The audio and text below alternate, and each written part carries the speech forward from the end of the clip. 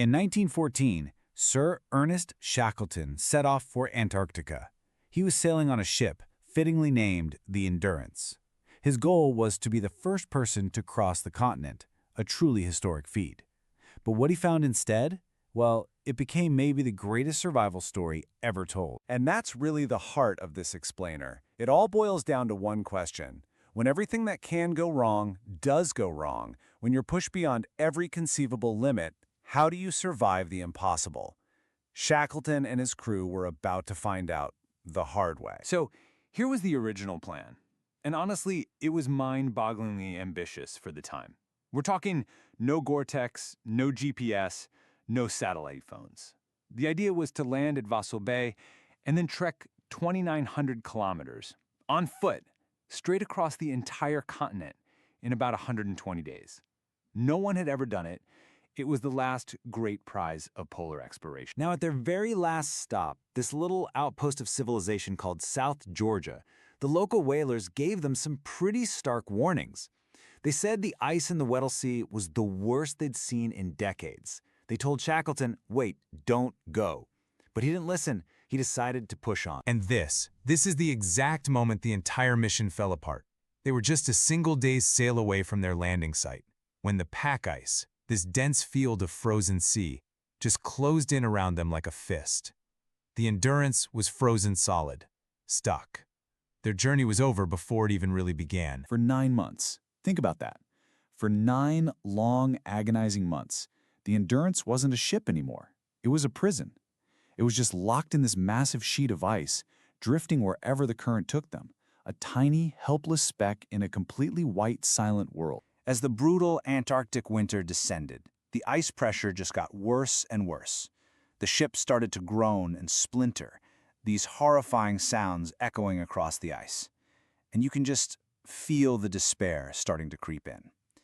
It's captured perfectly in this heartbreaking log entry from one of the crewmen, Tom McLeod. And then the end came. With the sound that the men said was like cannons and breaking bones, the ice finally pierced the ship's hull.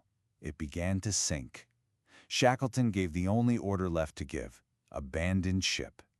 They were now 28 men, completely stranded on the ice, just watching as their ship, their home, their only link to the world, was swallowed by the frozen sea. So the grand mission to cross Antarctica? That was over. A completely new one had just begun, and it was far more desperate. Just survive.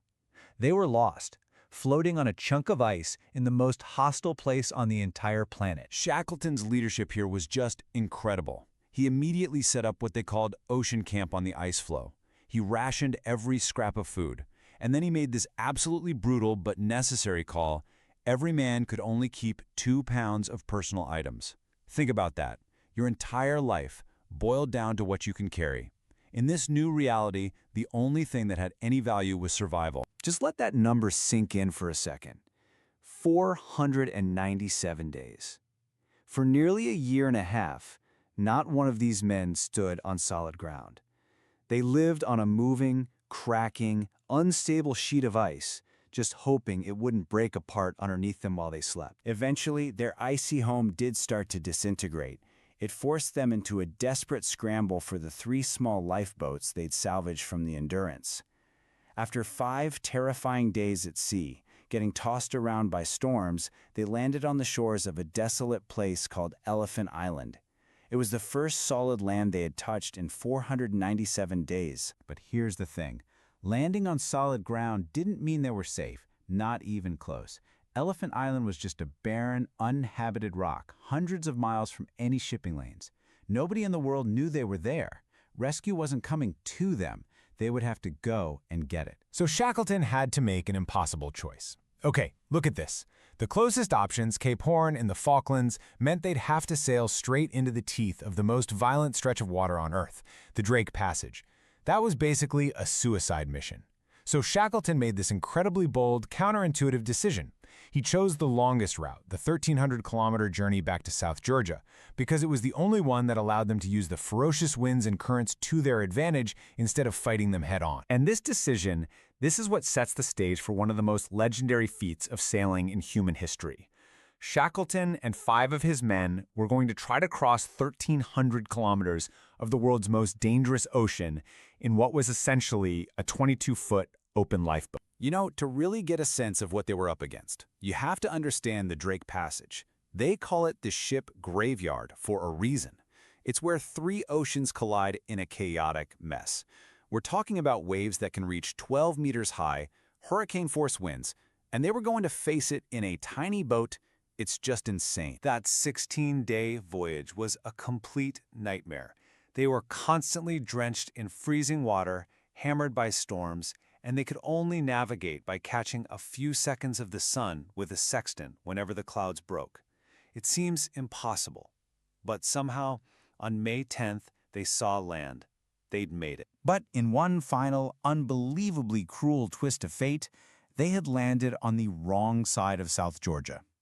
The whaling station, their salvation, was just 35 kilometers away as the crow flies, but it was on the other side of a completely unmapped and what everyone believed was an impassable mountain range and glacier system. With almost no gear, no tent, no sleeping bags, Shackleton and 2 of the other men just started walking.